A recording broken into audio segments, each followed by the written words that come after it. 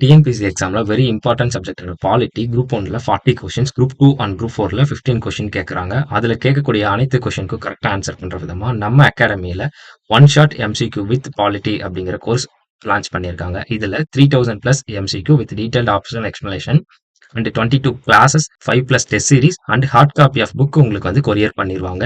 இந்த கோர்ஸோட special features அப்படின்னு பார்த்தீங்கன்னா complete syllabus coverage, strong retention power and accuracy and speed வந்து இன்க்ரீஸ் ஆகும். எக்ஸாம்ல கேட்கக்கூடிய எல்லா கொஸ்டினுக்கும் அக்யூரேட்டா அவங்களால ஆன்சர் பண்ண முடியும். ஃபார் ஃபர்தர் டீடைல்ஸ் ஸ்க்ரீன்ல தெரியிற நம்பருக்கு கான்டாக்ட் பண்ணுங்க. அனைவருக்கும் வணக்கம். நம்ம டெய்லியும் banking and SSC point of வியூல 5 கொஸ்டின்ஸ் கரண்ட் அஃபேர்ஸ்ல இருந்து பார்க்குறோம்.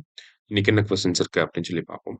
First one, India recently withdrew its bid to host 33rd Conference of Parties scheduled for 2028. In which year did India previously host a COP summit அப்படின்னு சொல்லி கேட்டிருக்காங்க. So இந்த COP 33 2028ல நடக்கிறதா இருந்துச்சு.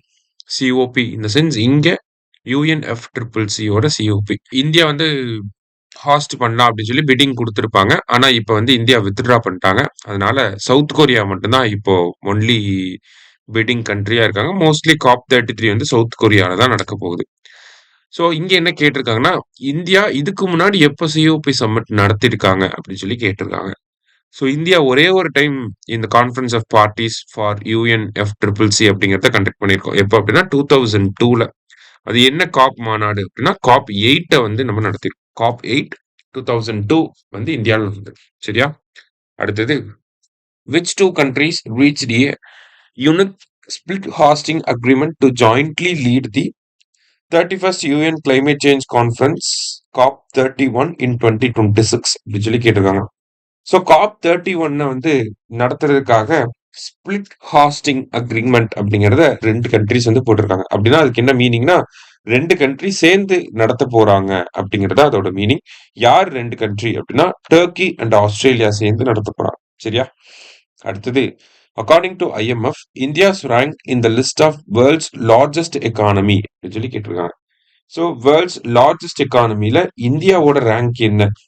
Top 5 வந்து பார்த்தோம்னா US first, China second, Germany வந்து third, Japan வந்து ஃபோர்த்து, UK வந்து ஃபிஃப்த்து, இந்தியா வந்து 6th பிளேஸ்ல இருக்கும். சரியா? அடுத்தது, according to IMF's April 2026 world economic Outlook, which country overtook India in 2025, causing it to slip to 6th largest economy in the world? இந்தியாவை எந்த கண்ட்ரி ஓவர்டேக் பண்ணியிருக்காங்கன்னா UK வந்து ஓவர்டேக் பண்ணியிருக்காங்க. சரியா? லாஸ்டா, National Civil Services Day is observed on April 21. இந்த டேல தான் Vallabhbhai Patel first batch of civil சர்வன்ஸ்க்கு வந்து அட்ரஸ் பண்ணியிருப்பார். அதனால April 21 National Civil Services Day அப்படின்னு சொல்லி சொல்றோம். இன்னைக்கு 5 கொஸ்டின்ஸ் பார்த்துருக்கோம். தேங்க்யூ.